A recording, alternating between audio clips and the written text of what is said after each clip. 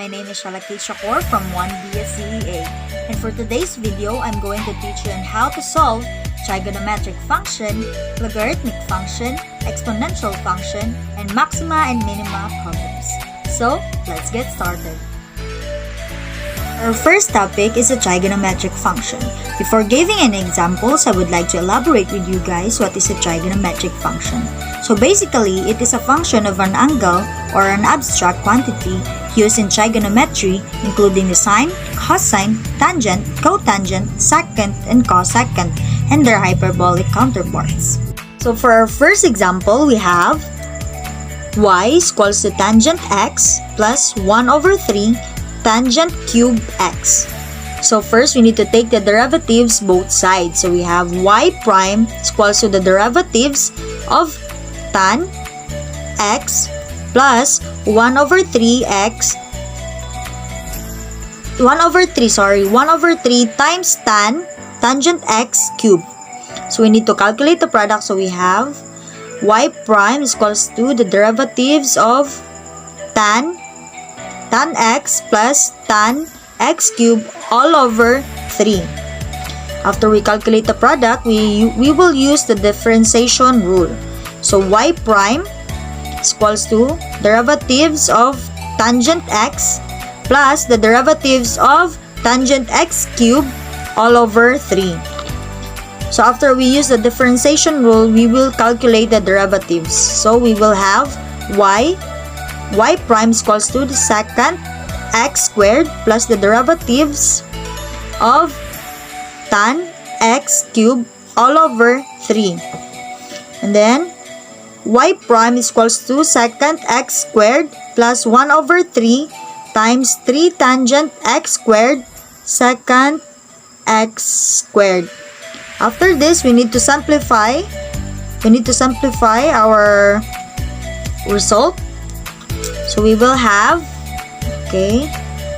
cross out, y prime is equals to secant x raised to the power of 4. And this is our answer. So for our second topic, which is the logarithmic function. So basically, in mathematics, the logarithm is the inverse function to exponentiation. That means the logarithm of a given number x is the exponent to which another fixed number, the base b, must be raised to produce that number x. So this is an example for our logarithmic function. So we will have y is equals to ln x whole over 1 plus ln x. So we have to differentiate both sides. So this is a fraction, so we need to use the quotient rule. So copy the denominator. So y prime is equals to, copy the denominator first, 1 plus ln x, and then multiply it by the derivative of the numerator. So the derivative of the numerator, ln x, is 1 over x. And then minus, copy the numerator, ln x, and then multiply it by the derivative of the denominator. So the derivative of the denominator is also 1 over x. And then all over 1 plus ln x squared.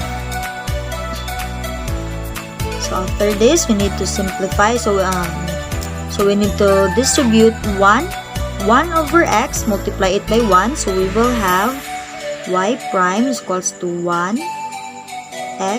over x plus 1 over x, multiply it by ln x. So we will have ln x all over x. And then we need to multiply this to ln x all over 1. ln x, multiply it by 1 over x. So we will have ln x all over x, and then all over, copy the denominator, 1 plus ln x squared. So after this, we need to cancel this out, cancel this, and we will have y prime is equals to 1 over x all over 1 plus ln x squared. So this is a complex fraction, so we need to proceed in multiplication and get the reciprocal of the numerator, which is 1 over x, multiply it by 1 over 1 plus ln x squared. So we will have y prime is equals to 1 all over x 1 plus ln x squared. And that's it. This is our answer. And for our third, we have exponential function. So, what is exponential function? So, basically, it is a function wherein our exponent has a variable. So, before we start giving any examples on how to solve the exponential function, let us know that there are two rules in exponential function. And that is, the derivative of e raised to u is equals to e raised to u, multiply it by the derivative of u, du, over dx. Okay? And if you are going to find the derivative of e raised to u or any function that is equals to e raised to u, you just have to copy the given and then multiply it by the derivative of the exponent. Okay? And that is our rule number 1.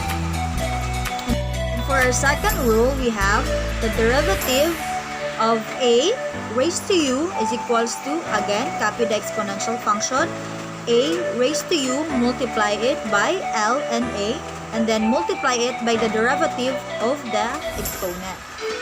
So that's it. That is our two rules in exponential function. And so for our first example, we have y is equals to e raised to the power of x cubed plus 1. So what we're gonna do here is first, we have to differentiate both sides. So we need to apply the rule number 1, which I've discussed earlier in the video. Because it is e, so again, copy the exponential function. So y prime is equals to e raised to the power of x cubed plus 1, and then multiply it by the derivative of the exponent. So what is the derivative of x cubed plus 1? So it is gonna be 3x squared. So therefore, our final answer is y prime is equals to 3x squared plus e raised to the power of x cubed plus 1. And there you have it. That is our final answer. The second example, we will have y is equals to 4 raised to the power of x ln x. So our first thing we're gonna do here is we need to use the second rule, which I've mentioned earlier. So we have to differentiate both sides. So we have y prime is equals to, copy the exponential function, 4 raised to the power of x ln x, and then multiply it by ln a. So our a is 4, so it should be ln 4. And then multiply it by the derivative of x ln x. So we need to use the product rule because it is x ln s. So first, copy the first term. So our first term is x, and then multiply it by the derivative of ln x. So what is the derivative of ln x? So it is 1 over x. And then plus ln x, and then multiply it by the derivative of x. So the derivative of x is 1. Okay? And the next step is we need to simplify it. So we need to cross this out, and we will have y prime is equals to 4x ln x ln 4, multiply it by 1 plus ln x. And there you have it. This is our final answer. In the last video, we will going to talk about maxima and minima problems. So I have here, I have prepared an example earlier, so I'm going to read it. A fencing is limited to 20 feet length. What is the maximum rectangular area that can be fenced in using two perpendicular corner sides of an existing wall? So the first thing that I am going to do here is gonna illustrate. So I'm gonna draw here a fence. So let us assume that this is a fence, okay? And this is the length, and this is the width. So length plus width is equals to 20 feet. So the question is, what is the maximum rectangular area? So in finding the area, we will going to use this formula. area is equals to length times width. So we can say that width is equals to 20 minus L. So here we can say that we are maximizing the area.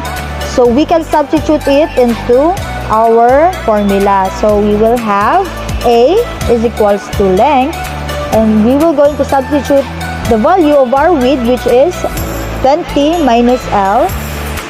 Okay? So we were going to reduce it into two variable equations. So we will have one variable on the right side and one variable on the left side. So what we're going to do here is we are going to distribute L, multiply it by 20, so we will have 20L, and then L multiply it by negative L, so we will have L squared. Okay? We have here A is equals to 20L minus L squared. So we have the derivative of A.